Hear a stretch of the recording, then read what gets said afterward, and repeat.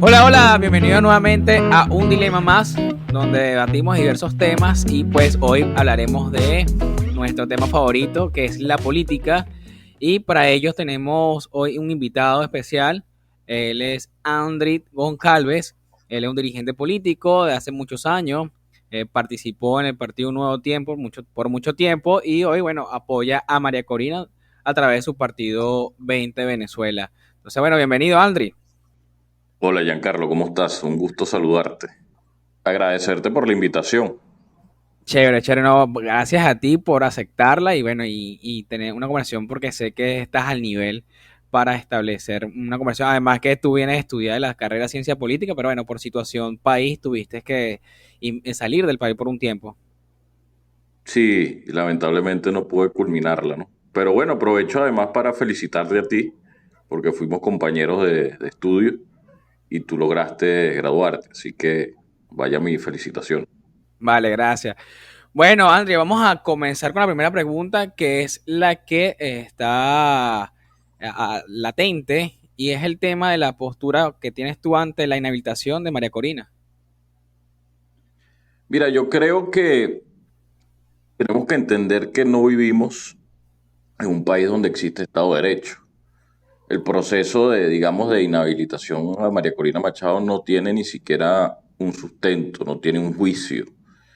Por tanto, desde el punto de vista legal, desde el punto de vista constitucional, digamos que no sigue los parámetros que se deberían seguir y por tanto, en la práctica es nulo, es irrito. Entonces, yo considero que evidentemente se trata de un problema político, ¿no?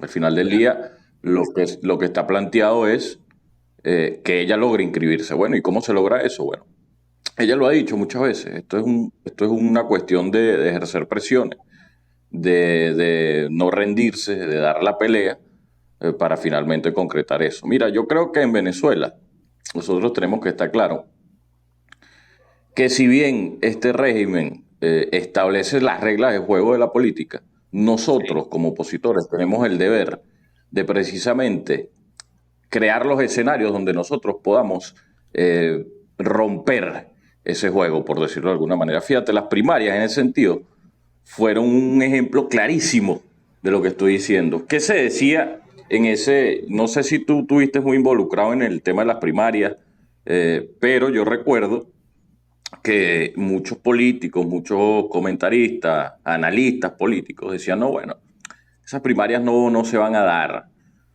Después, no, bueno, no va a participar mucha gente. ¿Qué ocurrió finalmente? Bueno, todo lo contrario, se dieron las primarias. La participación fue masiva. Sí. ¿Por qué? Bueno, porque nosotros creamos una propia estrategia que no dependía al 100% de la voluntad del régimen y logramos concretarla. Eso es un mérito y de eso se trata la política, además, sobre todo en este tipo de sistemas autocráticos. Y si tú no tienes la capacidad de generar esos espacios o esos escenarios, bueno, lo que te estás al final del día adaptando es a las reglas de un régimen que jamás va a permitir que tú llegues al poder. Claro. Pero ajá, y en el caso de hipotético, o que para mí es más real, en el escenario de que María Corina no la dejen participar por la inhabilitación, ¿cuál serían las opciones? O se ha planteado, María Corina ha dicho algo respecto a ello. Mira, fíjate, el plan B y el plan C es seguir con el plan A, es decir, que María Corina se inscriba. Sí, Fíjate, yo creo que aquí hay un problema de fondo que yo lo he notado, que tiene que ver con una especie de, voy a utilizar este término, una especie eh, es- de estrés postraumático después de tantas derrotas que hemos llevado a lo largo de la historia durante estos últimos 23 años. sí, Y eso ha condicionado mucho la manera de accionar, de pensar a la clase política, ¿no? Sobre todo a los dirigentes, o a algunos dirigentes, no todos. Entonces nosotros tenemos que comenzar a pensar en el escenario de que nosotros tenemos que crear las situaciones concretas, ¿no? Y bueno, impulsar a María Corina a pelear, buscar, fíjate, ella dice algo muy importante, la presión que pueden ejercer los presidentes de los demás países latinoamericanos, eh, teóricamente aliados a Maduro, que además se han pronunciado públicamente a favor de que María Corina finalmente pueda participar en las presidenciales. Bueno, esos son mecanismos que hay que utilizar. La presión interna también. Crear ese escenario donde no les quede otra opción de que, bueno, es María Corina. Entonces, bueno, para responder a tu pregunta, el plan B y C es el plan A, que es inscribir a María Corina. Sí, bueno, de mi punto de vista, creo que no es lo más adecuado, ¿no? Porque sabemos que, o a través de las experiencias que hemos pasado, que las reglas del juego, como tú dices, lo pone el régimen o el gobierno, y que las presiones internacionales, sea del continente o los más alejados, no han dado los mejores resultados. Yo creo que sí tenemos que buscar ese plan B acorde a la realidad circunstancial que nos encontremos en dicho momento. O plan C para que la oposición, para que Venezuela se una en una mira al cambio, ¿no? Porque creo que María Corina tampoco es la figura, ojo, lo digo desde mi observación, que es muy subjetiva, por supuesto, es que María Corina no es que la heroína de un país hasta por ahora, sino que, bueno, hoy ha liderado su partido, su personalidad, es porque, bueno, se ha mantenido firme con su liderazgo, con sus posiciones políticas, y que eso yo se lo aplaudo. Sin embargo, creo que está siendo un poco extremista o no ve más allá de lo que pueda pasar fuera de su candidatura, pues porque probablemente no va a ser ella, pero puede hacer aliarse a otras personas de su confianza o de un partido político. Pero bueno, ya estoy claro más o menos lo que consideras, o bueno, ya que vienes tú siguiendo a María Corina. Pero, Ahora, pero sí, déjame agregar algo allí, ok, si se puede, ¿no? claro que después. Fíjate algo, fíjate algo. Yo veo que hay una posición un poco determinista desde el punto de vista político. Y tú que estudiaste la política como ciencia, sabes muy bien que en la política y en la vida, en la historia de la humanidad, no hay nada escrito. Exacto.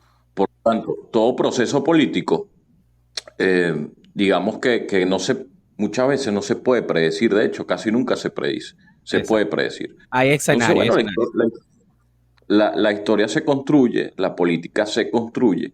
Y fíjate algo, ¿cuál es una característica muy importante de María Corina? Además de todo lo que sabemos que tiene que ver con su coherencia, su capacidad de trabajo, que lo ha demostrado a lo largo de los años, Sí, es que exacto. el liderazgo es un liderazgo legitimado por las bases opositoras. Las primarias permitieron eso. Eso es una de las grandes virtudes de las primarias. Permitieron que nosotros, los venezolanos, pudiésemos legitimar un liderazgo a través del Sí, voto. de acuerdo. Y no es lo mismo, fíjate algo, no es lo mismo que, ojo, no es una crítica a lo que voy a decir en primer lugar, ¿no? Eso lo estoy diciendo simplemente por describir. Pero no es lo mismo un liderazgo, digamos, negociado entre una cúpula que un liderazgo que emerja desde la gente, legitimado por las bases, porque el pegamento de ese liderazgo y la construcción de las alianzas que se hacen posteriormente, ese pegamento es mucho más fuerte que un liderazgo, digamos, que no está mal, pero digamos un liderazgo nacido de un consenso, por ejemplo. Entonces, bueno, nosotros tenemos que tomar eso en cuenta también. Para mí es muy importante este aspecto que estoy recalcando aquí. Claro. Ojo, yo no discuto el liderazgo de María Corina en lo absoluto y creo y que se debería dejar participar, espero que se le deje participar para una verdadera y sana democracia y transición en caso de que así sea el caso.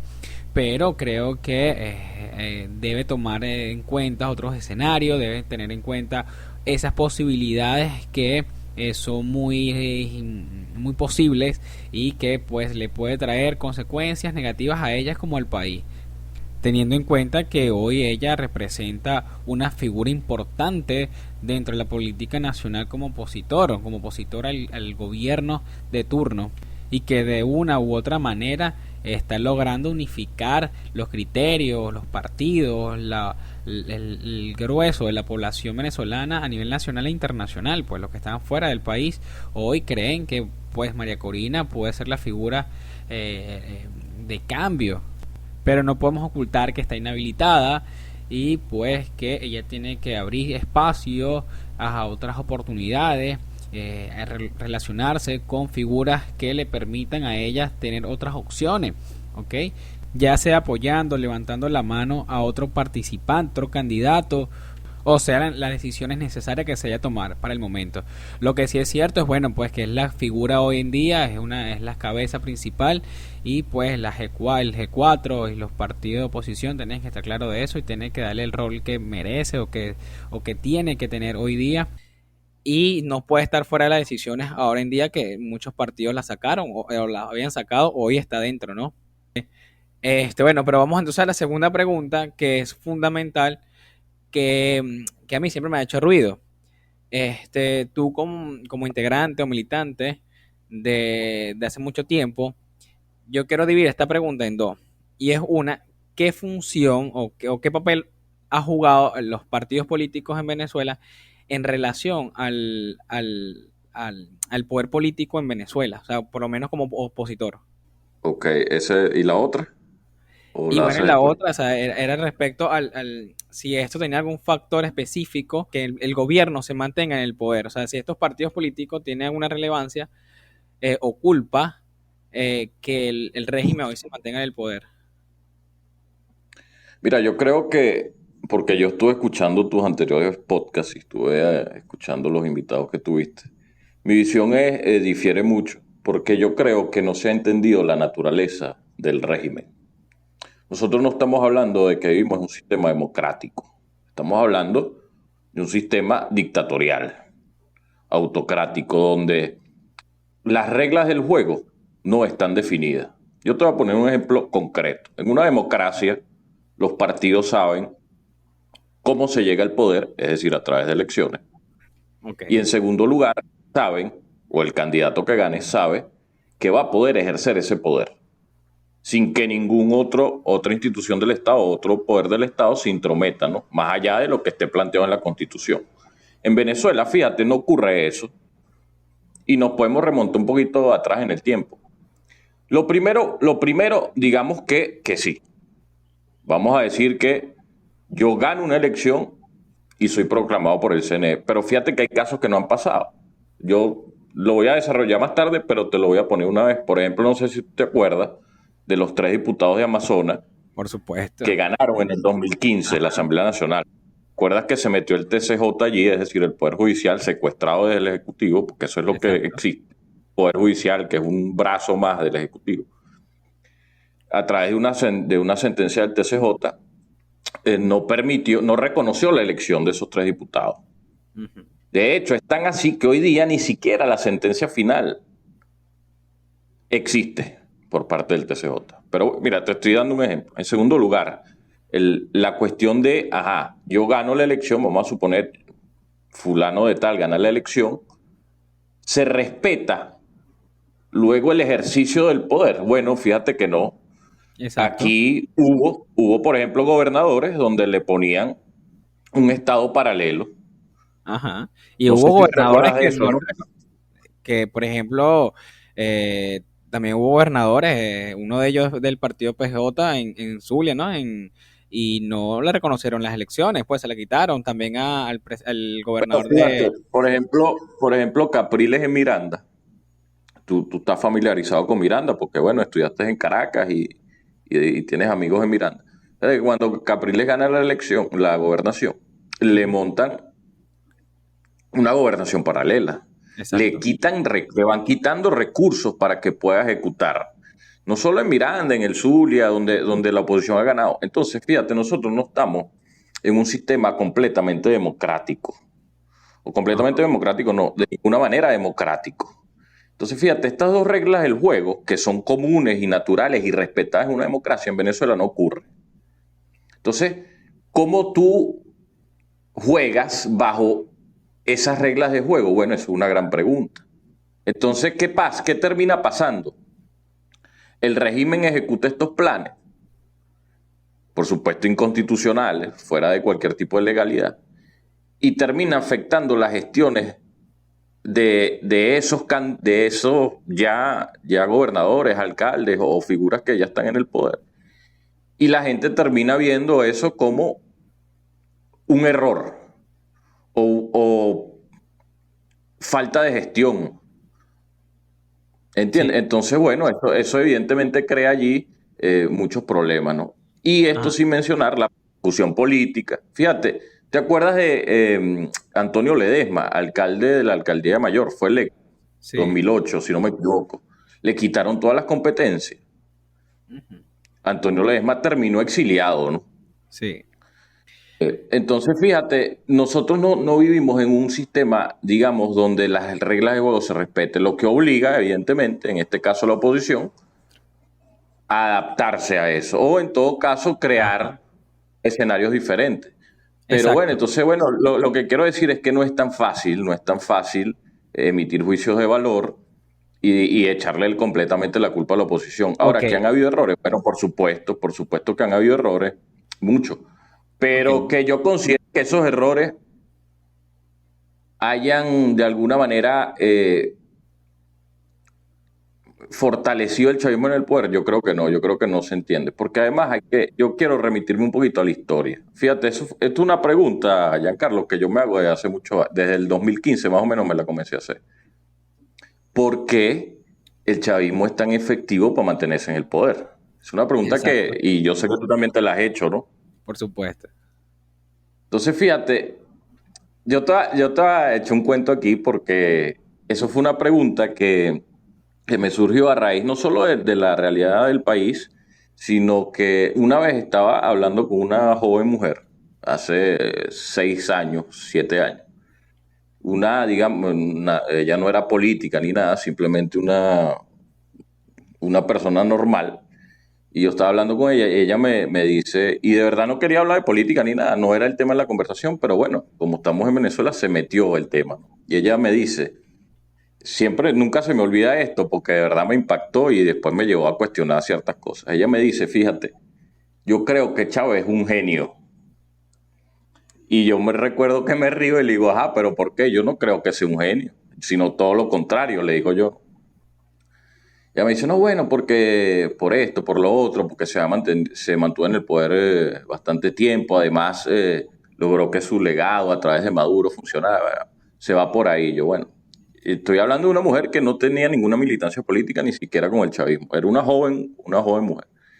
Pero aquello, después de esa conversación que tuve, me puso a pensar, ajá, pero ya va, ¿por qué la gente considera que Chávez fue un genio, por ejemplo?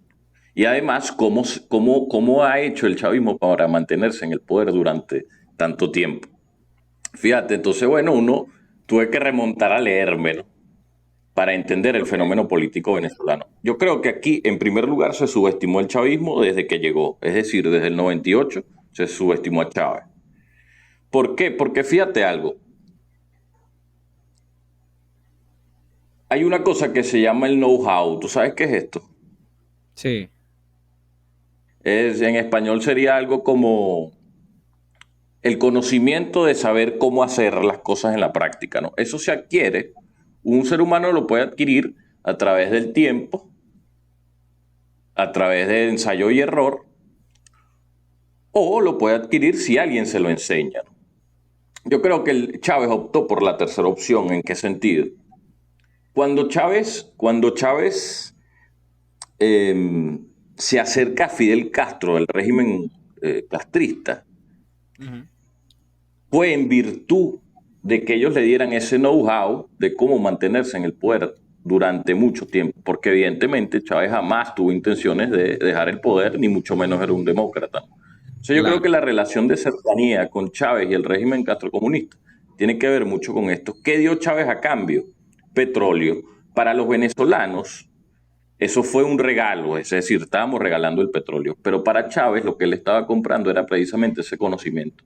¿Y qué pasa con los cubanos? ¿Por qué los cubanos tienen ese conocimiento? No solo porque llevan más de 60 años en el poder en la isla de Cuba, sino que además lo adquirieron de los soviéticos, que fue lo que me llevó a leer mucho sobre la revolución de octubre en Rusia, luego Unión Soviética, cómo ellos mantuvieron el poder, además cómo implementaron y hicieron muchos experimentos de sistemas políticos en los países más al oeste de Europa, incluso en la misma Alemania dividida o el Berlín Ok. oriental. Y ellos experimentaron mucho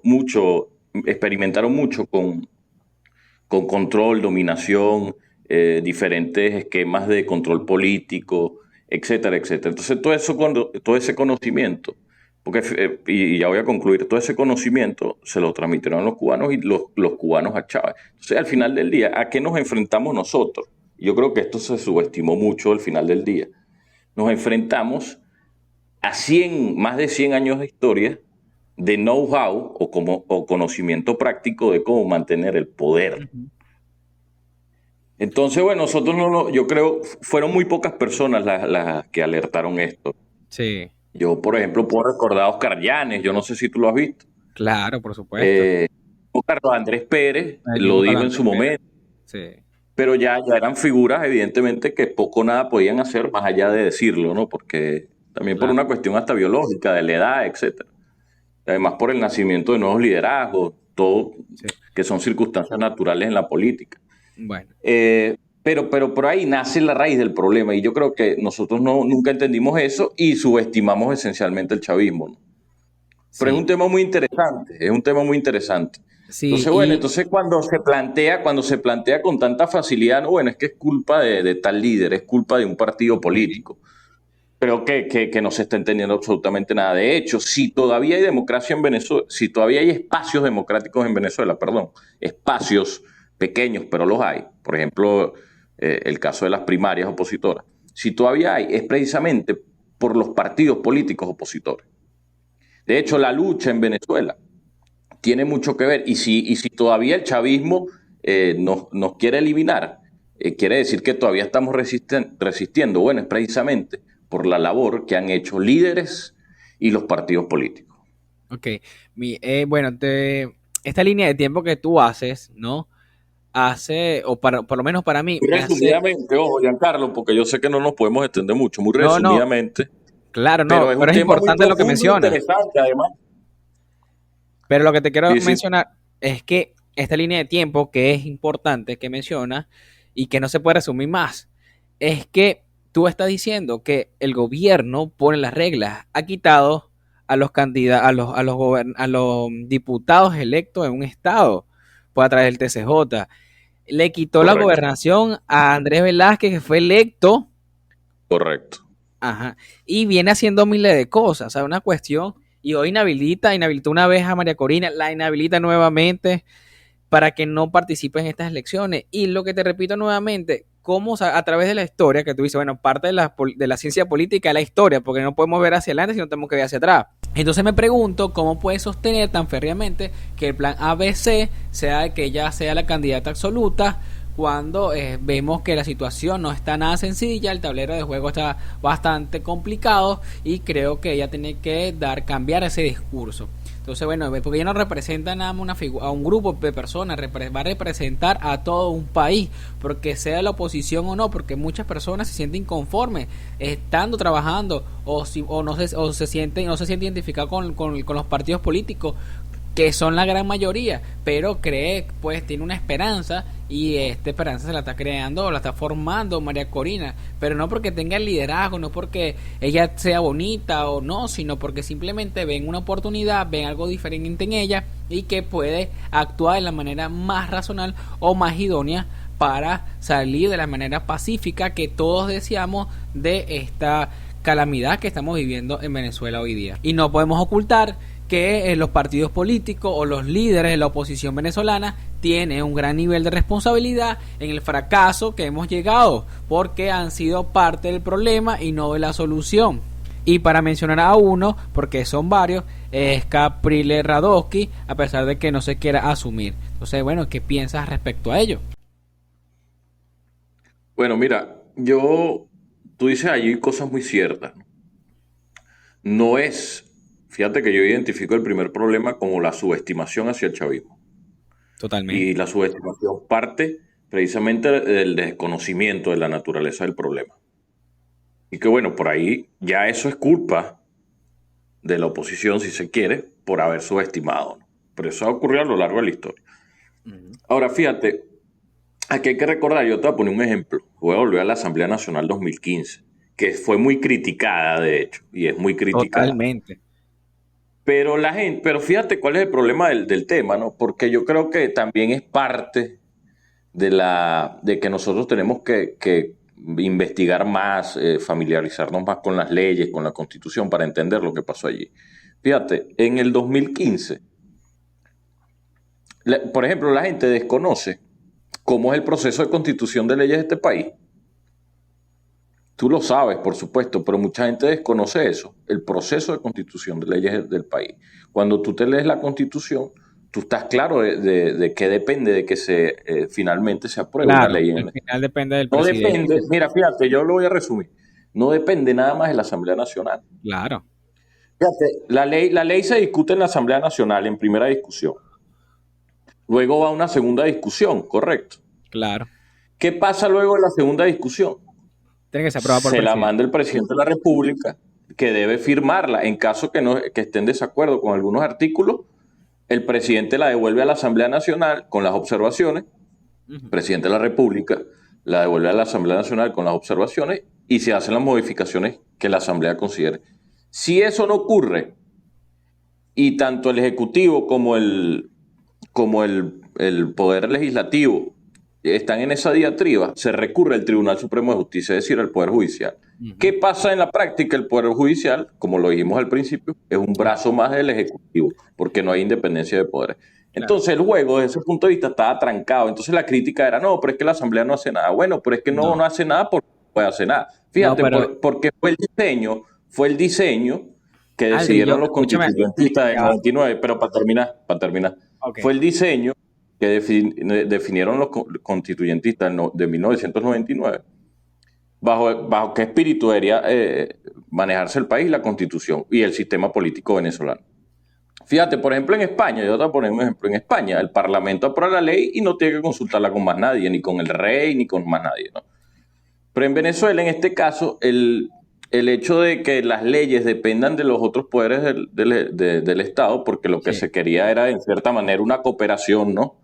De los poderes del país, bueno, Ujú. impide que la Asamblea Nacional, en el caso de 2015, cuando ya en este caso el país estaba secuestrado, las instituciones estaban secuestradas, bueno, impide un regular funcionamiento de eso. De hecho, es más, tocamos el tema de los diputados de Amazonas. Cuando la oposición gana la Asamblea Nacional, lo primero que hace el gobierno, incluso antes de instalarse la Asamblea Nacional como tal, lo primero que hace este régimen es la sentencia con los 3 diputados de Amazonas. Entonces, ya desde el principio, desde el poder, te estaban lanzando piedras y ya Claro. ya te estaban sateando, ¿entiendes? Entonces, o sea, para mí, si los errores han sido de la oposición, han sido más por haber subestimado el chavismo y la Claro. capacidad que ellos tienen para Se hacer sigue daño y la subestimando. falta de escrúpulos que tienen, más que propiamente no.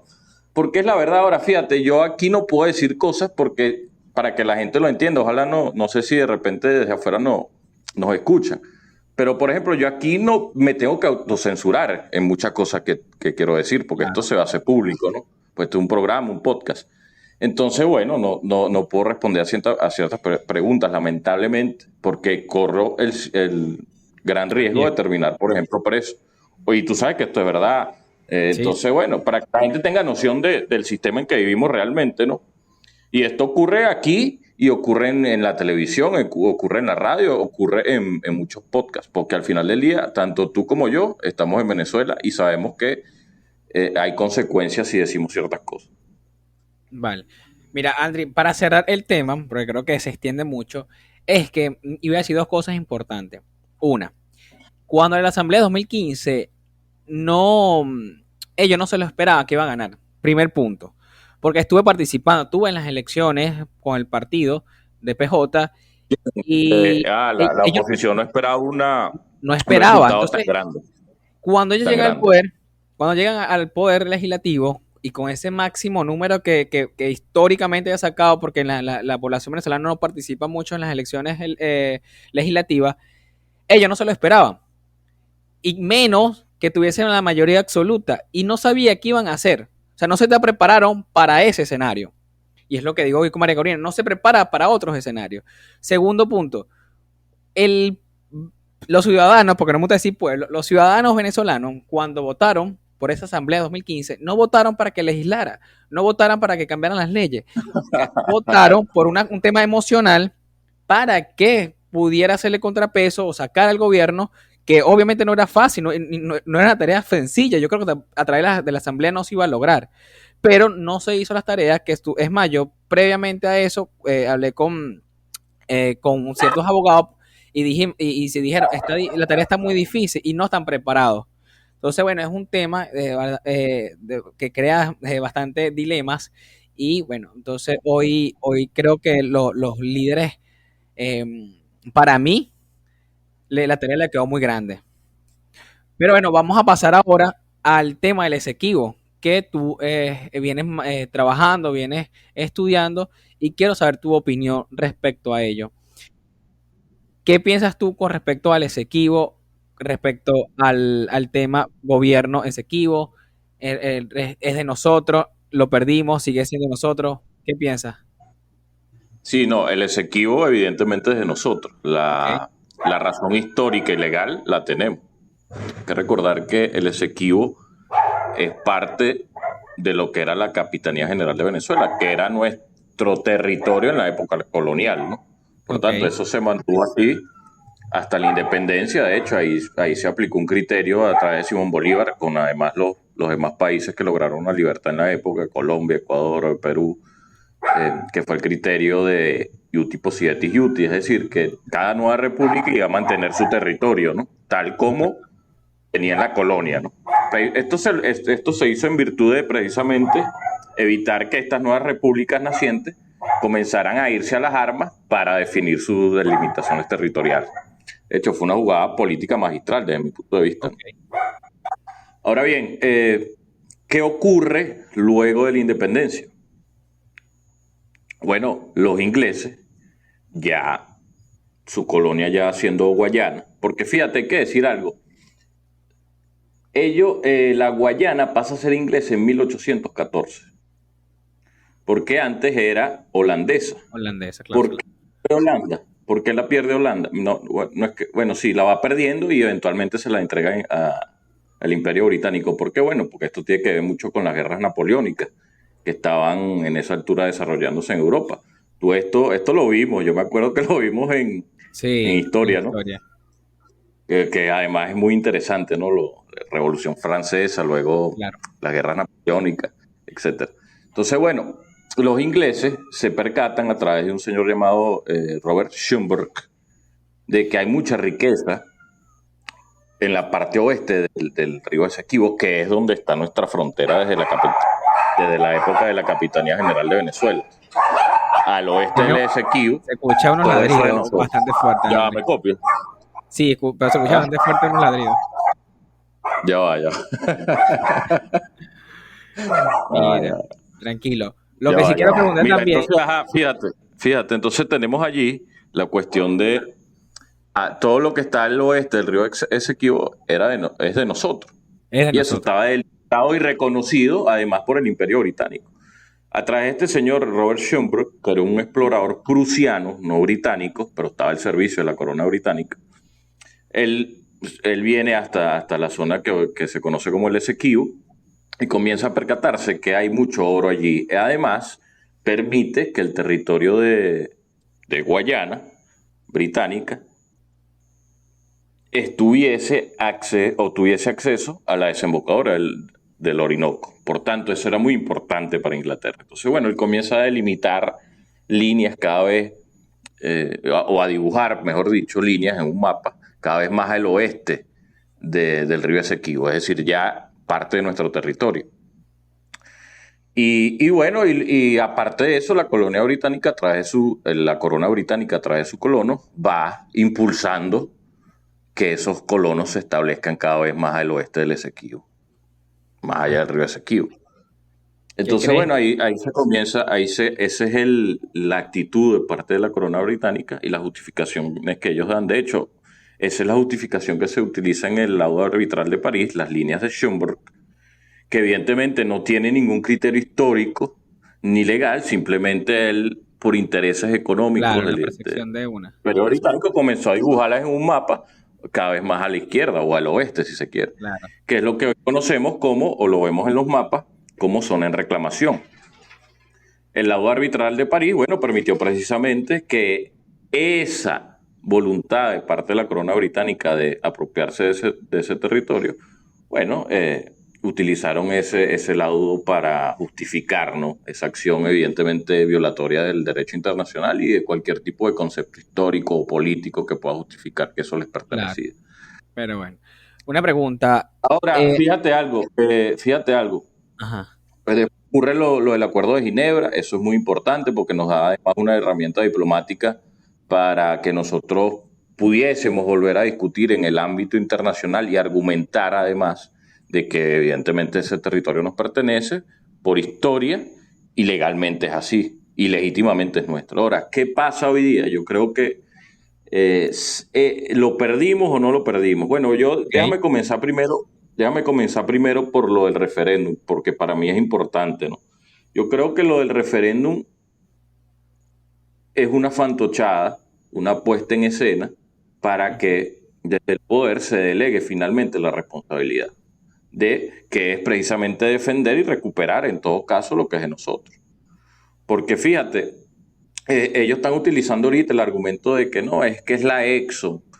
Pero lo que mucha gente desconoce, la ExxonMobil, una petrolera estadounidense, lo que mucha gente desconoce es que en el bloque, se me olvidó ahorita el nombre, pero hay un bloque ahí donde están precisamente extrayendo la mayor cantidad de petróleo, que es en la fachada atlántica del Esequibo. No solo está la Exxon, está la Repsol, está una compañía china de capital estatal. Yo creo que esto es importante decirlo. Lo digo porque en teoría los chinos son aliados de este gobierno, o el gobierno chino es aliado de este gobierno. Y fíjate que este gobierno no menciona ni siquiera absolutamente nada de esta empresa, que es de capital estatal chino, ¿no? Y está extrayendo el petróleo, además de muchos proyectos que tienen allí, madereros, incluso desde el punto de vista del oro, también muchas empresas chinas ahí desarrollando todo lo que tiene que ver ese territorio desde el punto de vista económico. Entonces, fíjate, entonces el argumento que se utiliza es que no es culpa de los gringos, pero además están los brasileros allí. Los brasileros tienen muchos intereses económicos allí, en Guyana, incluso en el Esequibo. Y cuando tú revisas las declaraciones del presidente Lula da Silva en las últimas 2 semanas que habló con el presidente de Guyana, bueno, ellos se comprometieron a seguir desarrollando su cooperación económica, pero además hablaron de defensa ok, de importante. Guyana, el tema de defensa de Guyana. Entonces, cuando tú ves que esta Cancillería es incapaz de siquiera emitir una nota de protesta hacia el gobierno brasilero, otro aliado más tradicional del chavismo, tú dices, bueno, esto no es tan en serio como ellos lo están planteando. ¿Entiendes? Entonces, además, plantean un referéndum que evidentemente que tú le preguntas a cualquier venezolano si eso es nuestro, claro que es nuestro, nosotros sabemos que es nuestro, no es necesario consultarlo. Exacto. Entonces, bueno, yo creo que detrás de todo esto, con estos ejemplos que te doy, lo que hay es un intento de delegar la responsabilidad de defensa de la integridad territorial de Venezuela, en este caso del Esequibo. Ok. Entonces, porque fíjate, la gran pregunta que tenemos que hacernos es, ajá, ok, muy bien, ¿y qué pasa después del 3 de diciembre? ¿Cuáles son las acciones que va a tomar este gobierno luego del 3 de diciembre? Hasta ahora nadie me ha sabido responder esa pregunta. Fíjate, por ejemplo, la quinta pregunta dice que vamos a declarar a Guyana como un estado venezolano, un estado más de Venezuela. Ajá, pero ¿cómo lo vas a hacer?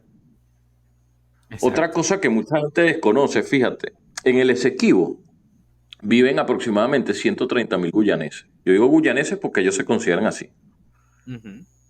La infraestructura que está allí construida, por ejemplo, hay muchas pistas de aterrizaje, hay grandes plantaciones de arroz, hay escuelas, servicios públicos, etcétera, fue construido por el gobierno de Guyana. La gente que está allá se considera guyanesa. Sí, hasta Y el idioma, además ¿no? hay que agregarle algo, fíjate que es importante. La expectativa del guyanés hoy día es muy buena en el sentido económico, porque saben que descubrieron un petróleo, que lo están produciendo y que probablemente ese país, si hacen las cosas bien, porque nada es magia, pero si hacen las cosas mínimamente bien, los habitantes de ese país van a tener un PIB per cápita muy alto. Entonces, fíjate, tenemos además ese reto, ¿no? ¿Cómo convencemos, ¿no?, a esas personas de ese Sí, territorio de nosotros? Pero además no lo podemos, porque fíjate, ¿qué haces allí? ¿Expulsas a 130.000 personas? ¿O los involucras como venezolanos? Bueno, pero también la decisión de ellos tiene que valer, ¿no? Ellos al final del día son los que viven allí. ¿Y qué claro. pasa si ellos hacen un referéndum allá con los guyaneses que viven allí y resulta desfavorable para nosotros? ¿Qué hacemos? Sí, ¿O es que como somos más, bueno, eso es de nosotros y ya? Entonces exacto. son muchas interrogantes muy serias que no se plantean y se quieren disfrazar con un Ok. referéndum, ¿no? Me gusta cómo Te estás pido pensando. yo, bueno, acciones concretas, acciones concretas. Ya a mí me dio vergüenza cuando vi al ministro de Defensa, esto ya lo dije, pero lo vuelvo a repetir, haciendo un trote. Creo que fue en Fuerte Tiuna, creo que fue en la Academia Militar, no me acuerdo ahorita porque vi la cuestión y me dio tanta vergüenza que ni siquiera la terminé de ver, pero fue un trote y pegando colcomanías y cosas de ese sentido. Eso no es serio, eso no es una respuesta seria ante una problemática que es gravísima porque nunca estuvimos tan cerca de perder el territorio como lo estamos hoy día. Sí, Entonces, bueno, te pongo varios ejemplos: falta de nota de protesta, la Cancillería inexistente, eh, el, el- el estamento militar sin una respuesta adecuada, la clase política, es decir, los que tienen el poder, con un discurso demagogo, propagandístico, que no lleva a nada, porque lo que se necesita en este caso, vuelvo y repito, son acciones concretas. Ahora, fíjate, también está la cuestión de la Corte Internacional de Justicia. Para la gente que no lo sabe, ese es el organismo judicial de las Naciones Unidas, es decir, no es cualquier cosa.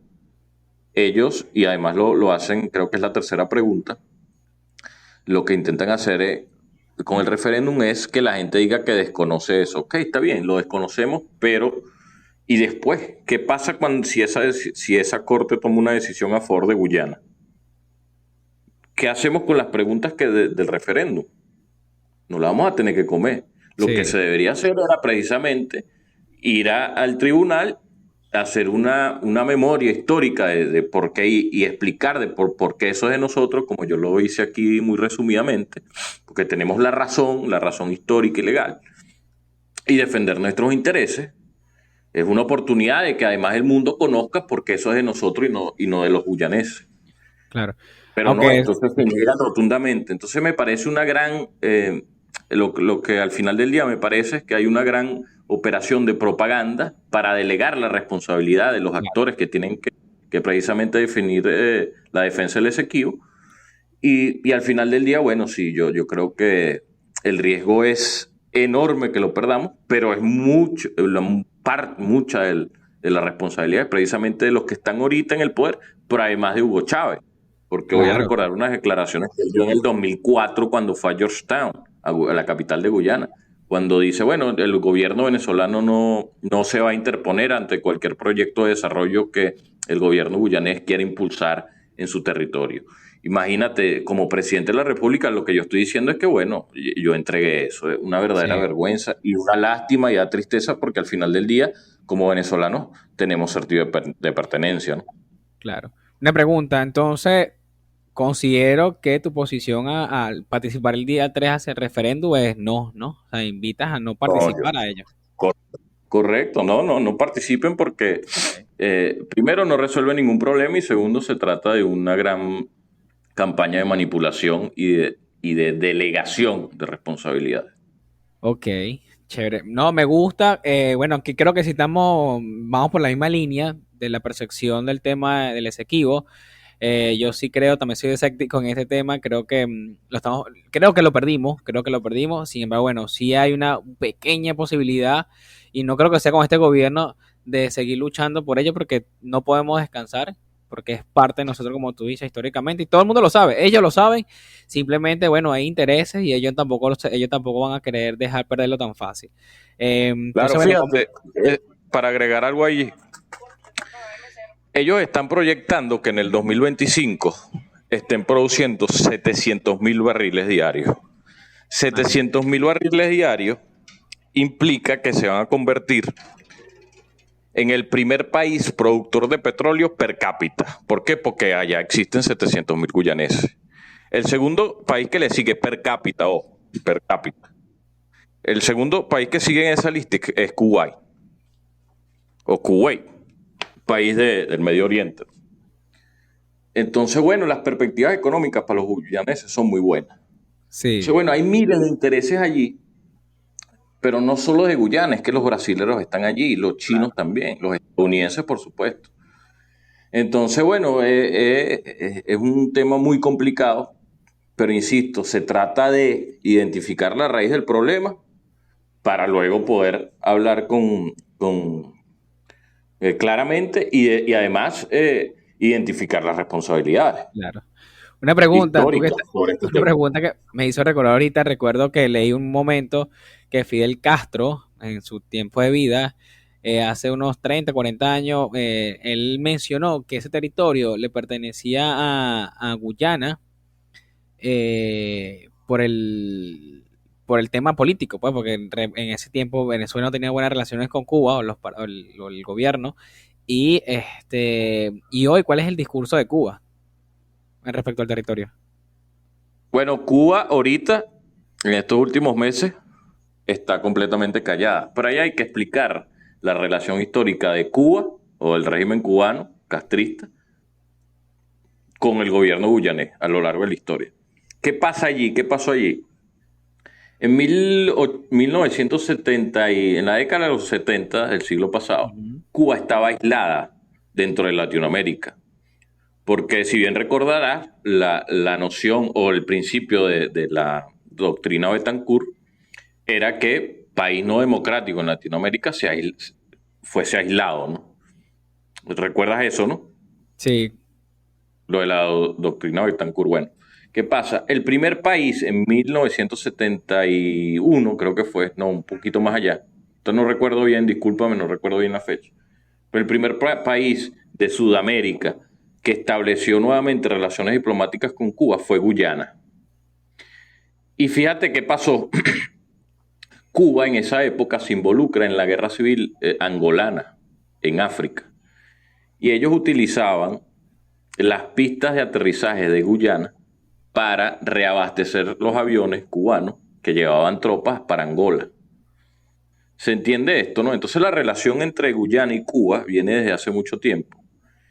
Y son relaciones evidentemente profundas, y en contra de los intereses de Venezuela, históricamente. Entonces, bueno, la posición de Cuba, además hay unas declaraciones de Fidel donde dice que nuestro reclamo del territorio Esequibo es expansionista, ¿no? Bueno, eso tenía que ver mucho con esa época y esa relación diplomática que tenían Cuba y Guyana. Nosotros lamentablemente entregamos la política exterior de nuestro país. Nosotros no, Chávez.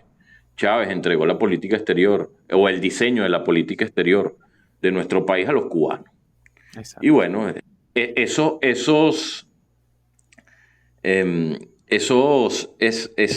esas tierras trajeron estos lodos que vimos hoy día. No esperemos de Cuba absolutamente nada en virtud de defensa de nuestros intereses. Totalmente.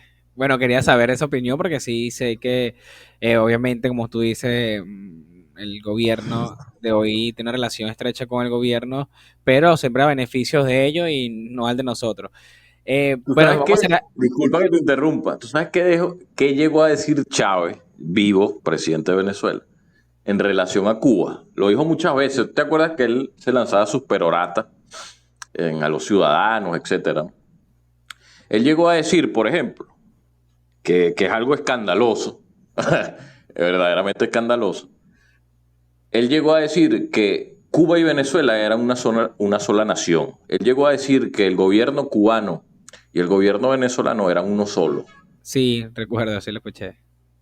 Entonces, fíjate, como te dije, esos polvos trajeron estos lodos. Lamentablemente los intereses de los venezolanos y de la nación jamás fueron prioridad para el chavismo. Lástima que, de verdad, Venezuela, y no solamente ese espacio, y eso lo vamos a dejar para otra conversación, Andri, con el tema de las entregas de territorios a países del Medio Oriente, Irak y otros espacios, Irán creo que está, Hay países aquí internamente donde están explotando la tierra. O sea, no solamente, yo creo que este es un estado fallido realmente y los gobiernos externos son los que gobiernan este país. Sí, y además es un gobierno paría, así se ve en el mundo, ¿no? Sí, Nadie quiere tener relaciones y nadie, ninguno, ni los aliados sí. que ellos consideran que son sus aliados, se van a meter a defender absolutamente nada respecto al Estamos solos. Esequibo. Eso es Bueno, correcto. vamos a cerrar este episodio. Me encantó. Creo que sí, creo que hasta me dijiste cosas que no estaba al 100% en conocimiento, pero sí, bueno. Vamos a, aquí la última pregunta, creo que la vamos a dejar para cerrar, y es el tema de la Yo juventud. pensé, yo pensé que era de 2 horas el episodio.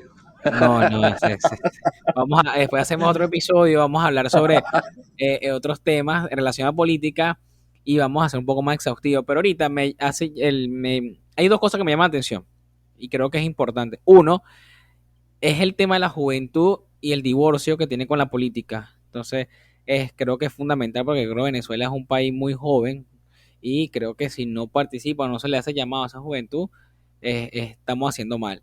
Y dos, es el tema de los inmigrantes, o sea, los venezolanos que están afuera, que son más de 7 8 millones de venezolanos, tendrán el derecho de participar o cómo van a hacer para participar.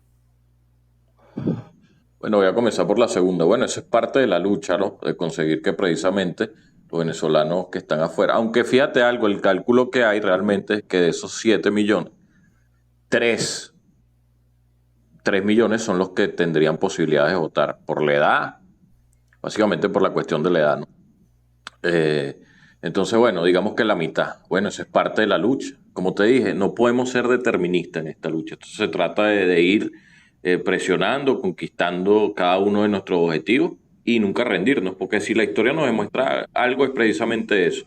Yo soy un gran lector de las biografías de los grandes líderes mundiales, incluso desde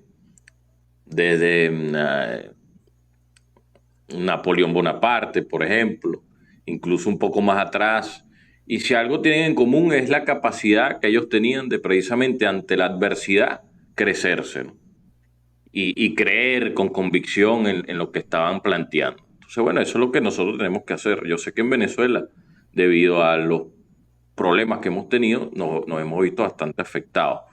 Pero bueno, nosotros tenemos que seguir luchando, creando la esperanza, inspirando. Fíjate, si hay una cosa que yo le agradezco a María Corina es precisamente haber logrado nuevamente inspirar al pueblo opositor de que tenemos que dar la lucha y no nos podemos rendir. Ok, Respecto a a la favor primera a ella.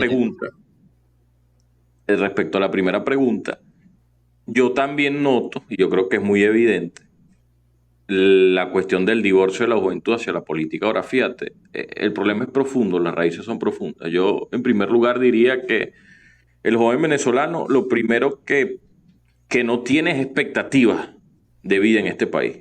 Ok, Es importante. decir, no ven un futuro concreto en Venezuela. Entonces, bueno, eso evidentemente atenta contra la participación política de la juventud en los partidos políticos en este país, pues. Ahora bien, fíjate, ¿qué es lo que piensa el joven? Ok, bueno, me gradué de bachiller y lo primero que piensan es en irse, Sí, bien sea a Colombia, a Perú, a Estados Unidos, ahorita porque, bueno, está de moda los Estados Unidos, el Darién y todo eso, que además es un gran drama humano lo que ocurre allí, ¿no? Lamentable. Pero lo primero que tienes es una crisis de expectativa. Y no los culpo, es completamente razonable. Si y tú te remotas a tu juventud más temprana, sales de la universidad o sales del liceo y ves, ajá, pero ¿qué voy a estudiar? Ajá, y si estudio esto, ¿cuánto voy a ganar? ¿Cómo yo puedo proyectar mi vida? ¿Cómo yo puedo proyectar una familia? ¿Cómo yo puedo adquirir aquellas cosas que son naturales adquirir durante la vida? Es decir, un carro, una casa o claro. incluso montar un negocito, lo que sea así. Yo graduándome voy a ganar un sueldo esclavista, sobre todo en la administración pública, por ponerte un ejemplo. Eso no te permite proyectar tu vida, no te permite organizarla, ni siquiera te permite organizar una familia mínimamente bien. Claro. Entonces, bueno, todo este razonamiento tiene que ver mucho con la falta de expectativas muy bien fundadas, además, que tiene el joven venezolano. Entonces, bueno, evidentemente eso tiene un impacto en la política. Si yo ya estoy pensando en que, ok, me gradúo y me voy a ir, mis planes ya están afuera, bueno, ¿para qué voy a hacer política? Entonces, bueno, tenemos allí dos cosas, ¿no? Fíjate, yo hablo mucho de los estudios, los jóvenes que no estudian, o los jóvenes que estudian, pero también hay una parte de jóvenes que, bueno, se graduaron de bachillerato, pero digamos que no les interesa ningún tipo de actividad académica. Bueno, eso también es válido, es un sector de la población que uno también tiene que hablarle, ¿no? Porque de repente quieren emprender algo, un negocito, lo que sea, pues, o en virtud de sus gustos, bueno, también hay que hablarle a esas personas. El problema es el mismo, es el problema de las expectativas. Pues el discurso político no se puede agotar nada más en aquel sector de la población joven que quiere estudiar o que quiere hacer una carrera universitaria. Tienes que hablarle además al resto de la juventud. Claro. Fíjate, de hecho, porcentualmente, los que finalmente, digamos, optan por una carrera académica, universitaria, son una minoría. Yo estuve viendo unos datos allí de un estudio que hizo una consultora y bueno, precisamente reflejaban allí cuáles eran los números desde el punto de vista porcentual. Entonces, bueno, lo primero es resolver la cuestión de la crisis de expectativa. Y bueno, eso parte mucho, ¿no? Precisamente de la lucha que vamos a dar el próximo año, de las elecciones presidenciales.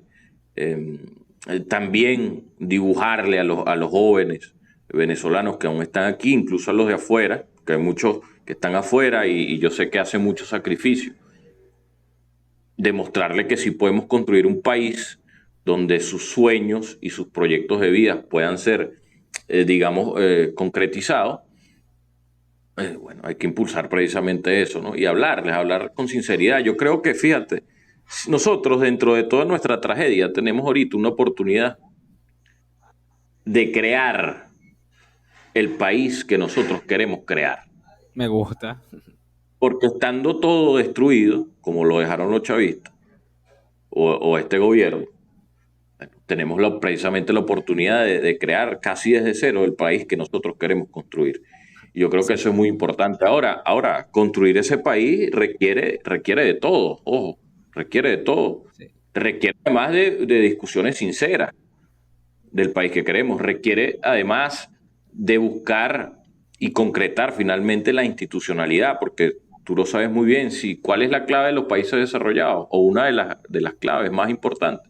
Bueno, precisamente todo lo que tiene que ver con la institucionalidad, la separación de poderes, eso es básico. Es un gran Sí. reto que tenemos nosotros aquí en Venezuela. Fíjate, una pregunta, y me voy a extender y me vas a disculpar, Giancarlo, pero yo creo que es importante decir esto. Una pregunta para mí que digamos, me quita el sueño es, ajá, ok, ¿cómo devolvemos a los militares a los cuarteles? ¿Por qué? Bueno, porque los militares, me refiero a la cúpula, ¿no? Eh, Porque hoy día la clase militar, es decir, la cúpula, son una clase privilegiada. Tienen, mira, yo no sé si tú sabes, pero el Ministerio de Defensa tiene una compañía petrolera llamada Caminpeg. ¿Qué hacen los Ok. militares de petróleo? No se formaron para eso. Claro, eso tiene que ver con la estrategia de Maduro de garantizar la lealtad, ¿no? La garantizas de esa manera. Porque yo te voy a decir algo, más allá de lo que puedan decir públicamente algunos personajes militares, yo no creo que ellos sean ideológicamente afectos al socialismo ni nada de eso. Es decir, la lealtad de ellos no proviene de una lealtad ideológica, sino que tiene que ver con la garantía y los privilegios que ellos han adquirido durante estos Claro. últimos años, de Chávez y Maduro. Pero eso es incompatible con una democracia, con una república, porque si nosotros queremos ser una república liberal, una democracia liberal, bueno, tenemos que entender que no existen privilegios para nadie. Y lo único que nos va a igualar es la ley.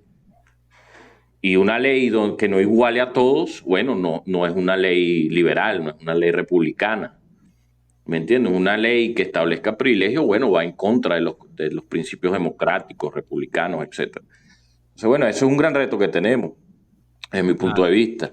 Ahora, desde el punto de vista económico, fíjate, una discusión que yo creo que se tiene que dar, y yo le agradezco mucho a María Corina Machado que la haya llevado el tapete en los meses anteriores.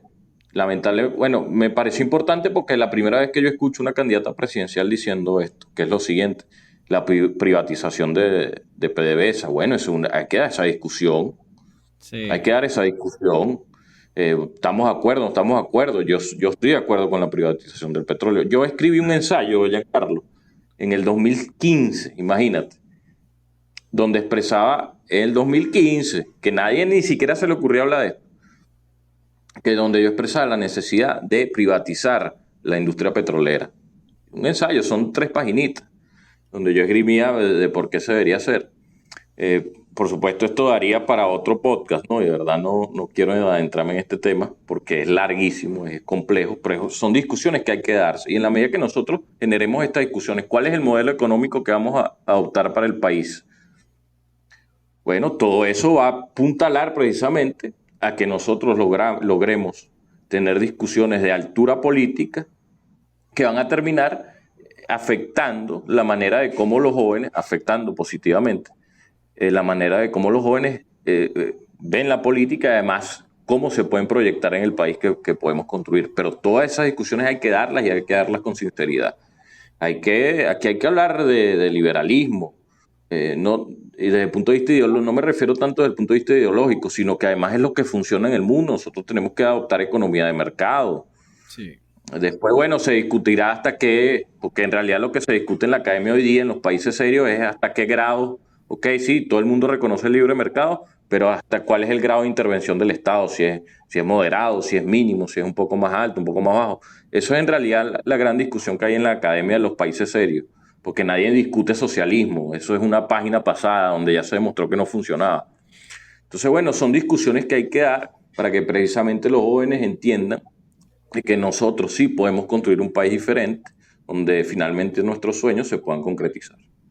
Claro, efectivamente. Bueno, entonces creo que uno de los puntos elementales hacia los jóvenes y hacia todos los venezolanos es hacer creer las expectativas, hacer crecer esa expectativa que todos necesitamos, porque yo soy parte de ello. Yo también soy uno que se quiere ir del Así es. país por la situación, que cree, o sea, yo por un momento creí que podíamos salir de esto. Incluso, te voy a ser sincero, y por eso te repito nuevamente, María Corina tiene la oportunidad, sí la tiene, pero creo que la política no es simplemente la percepción de uno, o no, o no tiene que ser personalista, y creo que eso lo vamos a hablar más adelante en otro podcast, porque me encanta este tema, y creo que el futuro de Venezuela es incierto, sin embargo tenemos oportunidades, o sea, Venezuela tiene riqueza todavía que puede explotar, todavía tiene una población con una capacidad de desarrollo grandísima, la educación venezolana es, por lo menos hasta hace un tiempo fue bastante buena, la fuga de intelecto es notoria y yo creo que la gran parte de la población que está fuera del país se quiere regresar y tener una oportunidad aquí en su propio país.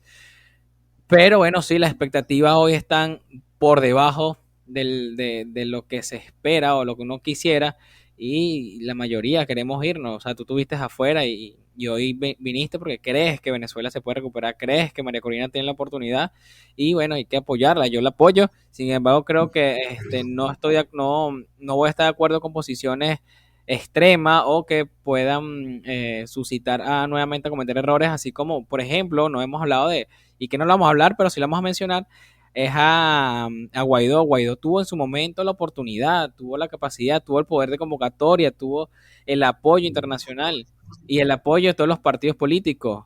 Y ese resultado fue negativo, o sea, o es más, hoy creo que hasta es uno de los seres de la oposición menos queridos.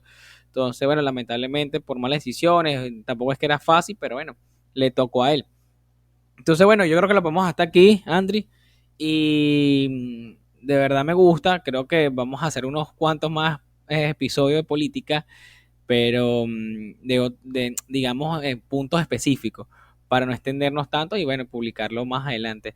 De verdad, muchísimas gracias, Andri. Te has invitado siempre a este espacio. Vamos a impulsarlo porque creo que aquí podemos hablar sin tabú y sin partidarios. Pues por lo menos yo no tengo ningún partido político a quien responderle. Tú en este caso sí, pero creo que tienes la capacidad racional de expresar tu posición, ¿no? Claro, claro. Además, yo creo que precisamente la construcción de los espacios democráticos que hoy nos quedan parte de allí, ¿no? De que uno se pueda expresar, más allá de que sean temas, digamos, ásperos o espinosos de tratar, pero uno tiene que ser lo más sincero posible. Fíjate, yo voy a culminar aquí, Giancarlo, pero yo soy de los que cree que el político tiene que ser sincero, hay que hablar claro. La gente, ¿sabes algo que me di cuenta?